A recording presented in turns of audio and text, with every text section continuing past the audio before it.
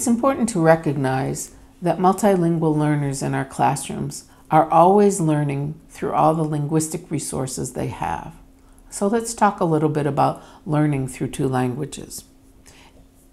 One of the big questions that we want to ask is, how do bilingual students access information and express what they know when they're learning through two languages? Teachers of bilingual students, those who function in more than one language during their day, can benefit from some basic understandings about language acquisition. And there are three key concepts we want to talk about: common underlying proficiency, conceptual reservoir, and the pathways that go in and out. Originally, there was the idea presented of a dual iceberg. That is, that what we produce in language is built upon a deep knowledge within our brains, and that all languages access that same knowledge base. The term common underlying proficiency is used to counter the incorrect view of different languages occupying different places in our brains and disconnected from one another. In other words, underlying how we express ourselves through any language is everything that we know. For this reason, the following sequence of visuals was created to unpack the notion of common underlying proficiency and to provide some guidance for how to build on this understanding. It can be helpful to think of our brain as a conceptual reservoir that contains all the knowledge and understandings about the world. From birth onward, we add to this reservoir and we represent what we know. The pathways in how we add to our reservoir and gain knowledge are listening, observing, reading, and imitating and doing. These are receptive skills because they describe how we receive information. The pathways out are called expressive skills because they are the ways that we represent what we know. Expressive skills include speaking, writing, artistic expression, physical movement. Monolingual speakers of any language will always add to their conceptual reservoir and express what they know through their only one and only language. So in the drawing that you see, it's represented by the red arrows labeled L1 going in and out of the reservoir. A monolingual Thai speaker will add to and represent what they know from their reservoir only through Thai. A monolingual Finnish speaker will add to the reservoir only through Finnish, and then they can express what they know. A person can develop a shallow reservoir or a deep reservoir. And of course, our goal as educators is to fill students' reservoirs as deeply as possible. Notice that the deeper the reservoir, the wider the pathways. As we learn more, the pathways get stronger. As the pathways grow stronger, it is easier to add information and represent what we know. So what happens when we begin to learn a second language? We don't need to start a new reservoir. When people experience bilingual first language acquisition, children who from birth are exposed to more than one language, they develop two languages simultaneously. And this is also called simultaneous or concurrent bilingualism.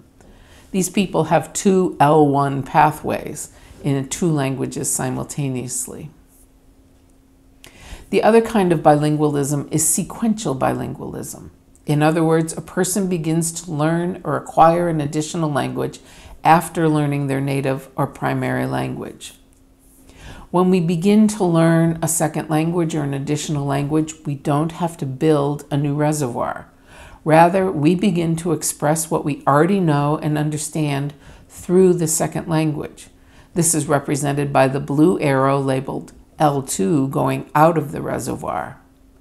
For example, once you understand the concept of shape, or that objects have a shape and that some of these shapes are regular and others might be irregular, that a three-sided shape is a triangle in English, a four-sided shape is a square, and a closed curve shape is a circle, then you don't have to relearn shapeness in order to learn to express those shapes in another language. You can see here that we have the English, and the Spanish and the Finnish for triangle, triangulo, colmio.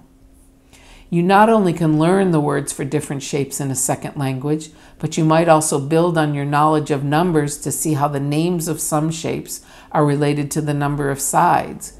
In English, the prefix tri in the word triangle is related to 3.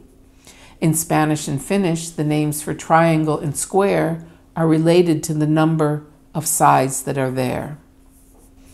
It is possible to learn new things and add new information to the conceptual reservoir even through a language we don't yet speak well. This is what we expect of second language learners in school every day. The blue arrow on the bottom right of the picture shows learning through a second language, that pathway. While it's certainly easier to learn new information and represent what we know through our first language and stronger one, and it might be more challenging to learn through a second language, it is not only possible, but is critically necessary to be able to learn through a second language in school. Research suggests that the academic success of bilingual learners does not depend solely on whether or not students receive mother tongue or primary language instruction, but to a great extent on the nature of the instruction that they receive through their second language, the second language pathway. So the blue arrows going in and out of the conceptual reservoir can be thought of as the second language pathway. The second language pathway encompasses all the strategies that teachers and students use to present, make sense of, and communicate information. The understandings that we have gained about what good second language pathway teaching looks like contribute to the academic success of all the students in your classroom. A final aspect of the conceptual reservoir that is essential to the nature of bilingualism is the idea of transfer, cross-linguistic transfer, and translanguaging. Simply put, anything that you know in one language, you can learn to express through any human language. Once information is in the reservoir, students can make use of that information through any language that they learn to speak. This may seem logical to us as adults, but many children who are learning an additional language in school feel or even receive the message that from their teachers that if they don't know it in the language of school, then they don't know anything. What's important to remember is that transfer needs to be mediated or orchestrated or facilitated by the teacher, and we need to let the students know that this is happening. We need to acknowledge that transfer goes both ways. The more we know in our first language, the easier it will be to learn about those topics in our second language or in another additional language. But if we learn something through our second language or our third language, we can think more deeply about that same topic in our first, if we're given the impetus, and sometimes we need to be provided the vocabulary. It's not automatic that students will know the vocabulary or words for something like measurement or principles of democracy or the life cycle of plants in their primary language if they've learned about those topics in school. But they need to know that those words exist, those concepts are represented in their home language, and that people who speak their language also discuss these topics and contribute to the world's knowledge about them. Our job as educators is to fill the conceptual reservoir as deeply as possible. It's important to note that reading and writing are means to accessing and adding to the reservoir, but they are not the ultimate goal. Conceptual development, knowledge about important topics, and higher order thinking skills are the ultimate goal. While these skills are greatly facilitated by literacy, they can also be developed by interacting with concepts orally, with visual images, with models and diagrams and charts and hands-on activities. Parents play an important role in this process as well.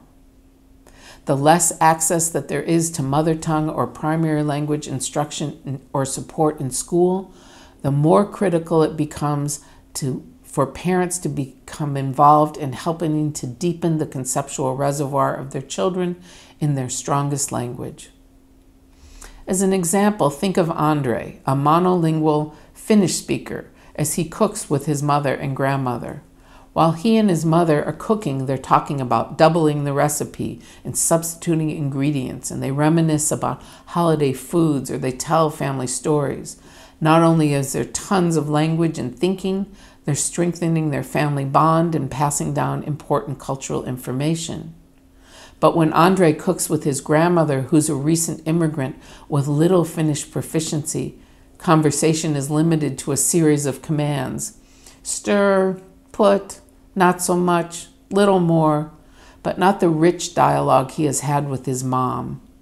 When we ask immigrant parents to interact with their children in Finnish, then we limit their interactions. And we want those interactions with parents to be as rich as possible. We want the types of interactions that Andre had with his mother to be happening all the time. So we need to let parents know, and we need to encourage them to talk in their strongest language with their children in order to be able to impart knowledge and stretch their thinking and strengthen their family ties. Many immigrant parents worry that continuing to speak in their mother tongue with their children will hinder their academic development in school.